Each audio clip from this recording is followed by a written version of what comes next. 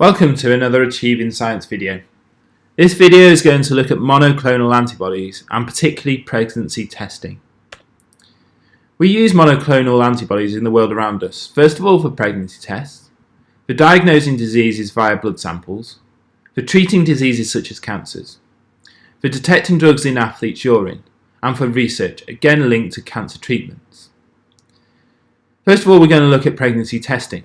And it is important to know that when a woman is pregnant, she begins to produce the hormone HCG. Pregnancy sticks then are used to detect the presence of HCG, and they will use monoclonal antibodies in doing so. Let's first of all look at a pregnancy stick that shows the woman is pregnant, and therefore a positive test. A positive test is seen then when a woman's urine contains the HCG hormone. The HCG is shown here in green. It travels along the stick from one end to the other, and its journey needs to be tracked. In this first section you can see that there are antibodies, and on each of these antibodies there is a blue dye, a blue signal that is used to track the motion of these antibodies along its journey along the pregnancy stick. You can see here that the HCG has bound to this monoclonal antibody, where others are left empty. You can see that they are shape specific. Well, first of all, once bound, the antibodies then continue to travel and move along the stick, where they carry those blue beads of dye. In this first window, you can see because of the presence of the HCG, that it is able to bind, and therefore it stays, leaving a blue dye which indicates that the female is pregnant. At the same time, those ones that didn't manage to bind with any HCG continue to move along the stick because they're unable to bind because they do not match the shape. They continue to move along the stick where they can bind with the final part of the pregnancy stick. Once they are bound, again they leave a blue dye to indicate that the strip has worked and the pregnancy test has worked. Why is this important to show that it's worked?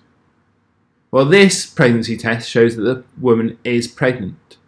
What happens though on a negative test? On a negative test there is no HCG, so none of the monoclonal antibodies are able to bind to it. This means that they all bypass this first window because they are unable to attach to any of these sections, so they do not leave a blue dye. If it didn't work, we wouldn't know, because no blue dye doesn't necessarily mean that the person is not pregnant. It could indicate that the test hasn't worked. So it is vital that we do have this final window, because these monoclonal antibodies continue their journey down the stick, binding at the final section and again leaving this blue dye. So this then foreshows that the woman is not pregnant because there is no blue dye in this first window.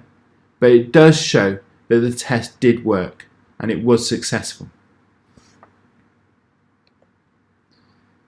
Monoclonal antibodies therefore can also be used to treat diseases.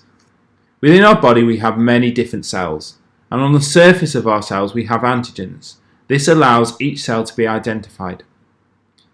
Monoclonal antibodies therefore can be used to identify specific cells and target them, e.g. cancer cells, tumours. So a toxic drug which can be used to kill cancer cells can be attached to monoclonal antibodies, which are then given to the patient. These then attach to just the cancer cells and ignore the normal body cells, and therefore the toxic drug is therefore just attacking those cancerous cells. There are pros and cons to using monoclonal antibodies. Positives are it provides quick and easy pregnancy tests. It can be used to treat cancers. It can target specific cells instead of harming normal body cells. There are usually less side effects from them than using cancerous drugs. The concerns are though that there are some side effects of nausea, fever, low blood pressures, and actually the actual initial thoughts and potential of scientists haven't been reached, and more testing is needed before they can be used even further.